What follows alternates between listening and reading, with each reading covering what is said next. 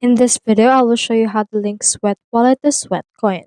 So once you have successfully logged into your Sweat Wallet, it will actually prompt you to connect your Sweatcoin already. So we've already done this. So just click on this Let's Start right here and click on the Next right here. So click on Open Your Wallet, and in here you can see my total balance. So what we can do is we can head over and then see this right here. So we can head over right here to rewards, and you can see in here the prices. If you can see right here your actual sweat balance, you can head over and then just go to your home and click onto your profile. Now here's our actual security as well as our username. And what we can do in order to connect those two together is we need to actually just connect those two as well.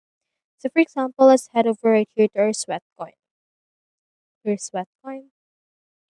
Then click onto this sweat on the crypto and click on next.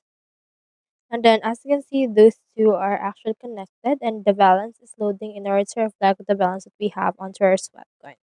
So that's how you link Sweat Wallet to Sweatcoin. Hope we helped.